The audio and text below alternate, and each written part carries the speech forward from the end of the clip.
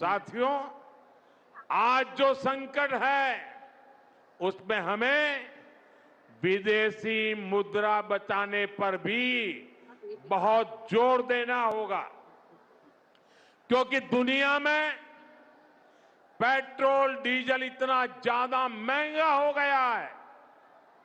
पहले से कई गुना ज्यादा कीमतें बढ़ गई है। तो हम सबका दायित्व है कि पेट्रोल डीजल की खरीद पर जो विदेशी मुद्रा खर्च होती है, पेट्रोल डीजल बचाकर हमें वो मुद्रा भी बचानी है। सर्वसामान्य लोकांच्या खिशाला कात्री लागणार नाही असं कधीच होणार नाही। अत्यावश्यक वस्तूंचे दर आता गगनाला भिडणार आहेत, असंच काहीसं पंतप्रधान नरेंद्र मोदी यांनी विधान केलं आहे। कारण 5 राज्यांच्या निवडणुका पार पडल्या आहेत आणि पंतप्रधान नरेंद्र मोदी यांनी लगेचच एक आवाहन केलं आहे आणि ते जे काही बोलले ते खूप महत्त्वाचं आहे। ते काय म्हणाले पाहूयात।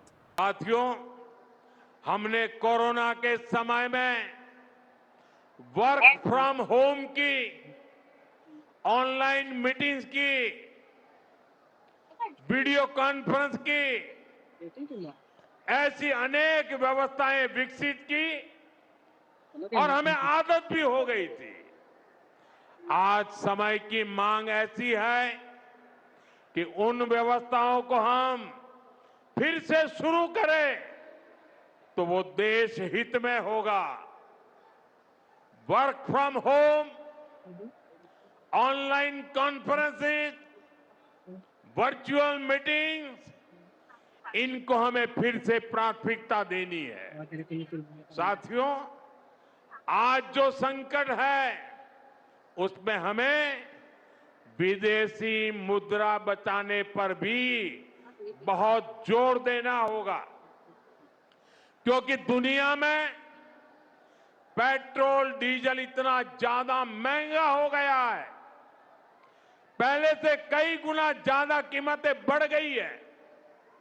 तो हम सबका दायित्व है कि पेट्रोल डीजल की खरीद पर जो विदेशी मुद्रा खर्च होती है, पेट्रोल डीजल बचाकर हमें वो मुद्रा भी बचानी है।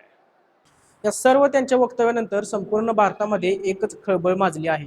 आता ही खळबळ का माजली आहे, त्यामागचं नेमकं काय कारण आहे आणि नरेंद्र मोदी असं का म्हणालेत हे सविस्तरपणे आजच्या व्हिडिओमध्ये पाहूया। त्यामुळे व्हिडिओ हा शेवटपर्यंत बघा। नमस्कार, मी साजिद, आपण पाहताय तरुण भारत कोल्हापूर। आपण बघतोय की 1 ते 2 महिन्यापासून चाललेले इराण आणि अमेरिका यांच्यातले युद्ध काही थांबण्याचं नाव घेत नाही। कारण त्यांचा फटका फक्त त्याच वैयक्तिक देशाला बसत नाही, तर तो संपूर्ण जगाला बसत आहे। कारण इराण मोठ्या प्रमाणावर तेलाचा व्यापार करतोय। हॉर्मोजची सामुद्रधुनी बंद झाली, त्यामुळे कोणकोणते परिणाम झाले ते आपल्या देशावर आणि आपल्याला सगळ्यांना आपण पाहिले सुद्धा। पंतप्रधान नरेंद्र मोदी यांनी हैदराबाद दौऱ्यावर असताना एक विधान केले, असं की त्यामध्ये ते म्हणाले की पेट्रोल आणि डिझेलची गरज असेल तरच त्याचा वापर करावा, शक्यतो बाहेर जाणे टाळा, सोनं खरेदी करू नका, खाद्यतेलाचा वापर कमी करा। सगळ्यात महत्त्वाचं म्हणजे कॉर्पोरेट कंपन्यांनी वर्क फ्रॉम होमला प्राधान्य दिलं पाहिजे। नरेंद्र मोदी यांच्या या आव्हानाचा उद्देश म्हणजे परकीय चलन वाचवण्यावर आपल्याला भर दिला पाहिजे। परकीय चलन साठा आपल्याला कमी होऊ द्यायचा नाही। त्यासाठी काय करता येईल, तर पेट्रोल आणि डिझेलचा वापर कमी करणे हा त्यामागचा एक सोयीस्कर मार्ग आहे।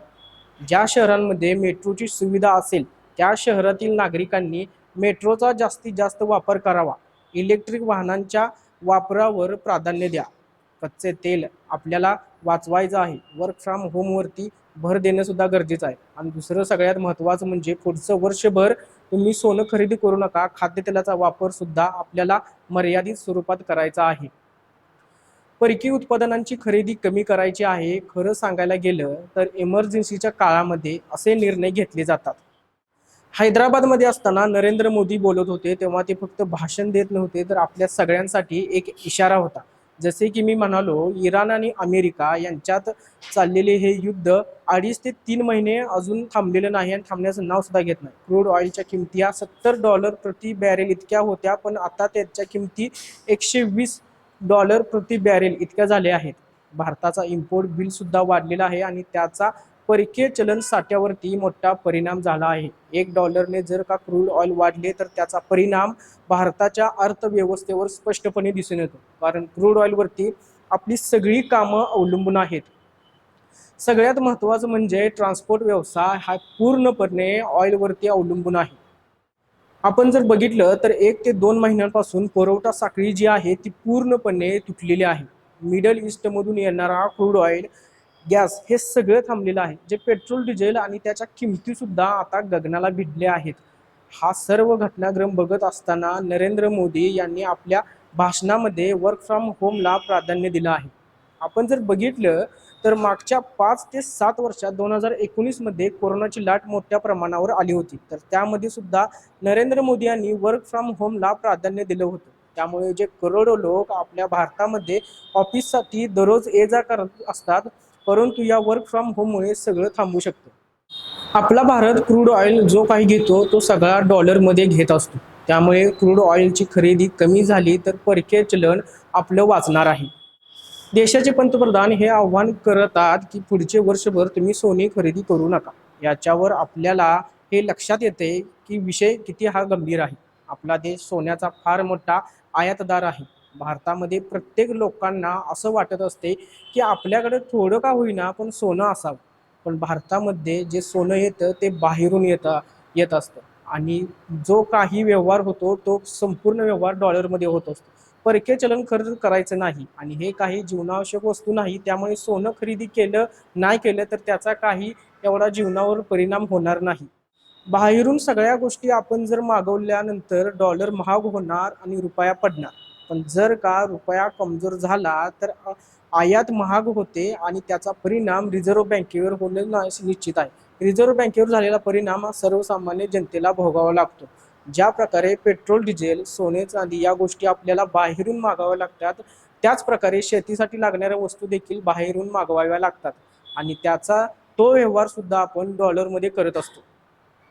त्यामुळे आहे तो पुरवठा आपण सांभाळून वापरणे गरजेचं आहे. यामागचा हाच हेतू पंतप्रधानांचा आहे. पेट्रोल, डिझेल संबंधी दिवसेंदिवस परिस्थिती बिकट होताना दिसत आहे. भारतीय तेल कंपन्यांना इराण आणि अमेरिका यांच्या युद्धामुळे प्रचंड नुकसान सोसावं लागले. Indian oil, Bharat petroleum, Hindustan petroleum या सगळ्या कंपन्यांचा खूप मोठा तोटा झालेला आहे. या विषयाच्या आत जाऊन जर आपण बघितलं तर यामध्ये राजकारण सुद्धा आहे. कारण निवडणूक सुरू होत्या त्यावेळी पंतप्रधान काहीही बोलले नाही. आता सगळ्या राज्यांच्या मुख्यमंत्र्यांनी शपथविधी घेतल्या आहेत. त्यांनी लगेच किमती वाढवण्यावर भाष्य केले आहे. खरं तर अशी परिस्थिती जगातील प्रत्येक देशावर आली आहे. सुदैवाने आपल्याकडे निवडणुका तोंडावर होत्या त्यामुळे आपल्याकडे याची झळ भासलेली नाही, परंतु आता त्याची झळ सर्वसामान्यांना सोसावी लागणार आहे.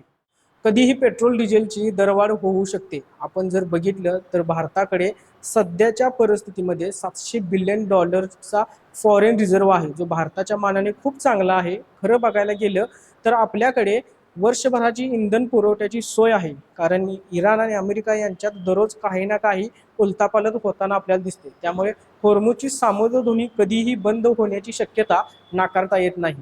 त्यामुळे भारताला सुद्धा सतर्क राहण्याची गरज आहे. यासाठी कोविड सारख्या उपाययोजना करणे गरजेचं आहे. भारतामध्ये 85% तेल हे बाहेरून येत असतं. आपले परदेशी अवलंबित्व कमी करणे गरजेचं होतं, पण ते झालेले नाही. ऊर्जा निर्माण करण्याचे कोणतेही साधन किंवा उपाय आपल्याला अजून सुद्धा मिळालेले नाहीत. पंतप्रधानांनी जे आव्हान केलं आहे त्या वक्तव्याबद्दल किंवा त्या आव्हानाबद्दल तुम्हाला सामान्य भारताचा नागरिक म्हणून काय वाटते हे आम्हाला कमेंटमध्ये नक्की सांगा. आणि अशाच नवीन आणि ट्रेंडिंग व्हिडिओसाठी तरुण भारतच्या यूट्यूब, इंस्टाग्राम, फेसबुकला फॉलो करायला विसरू नका.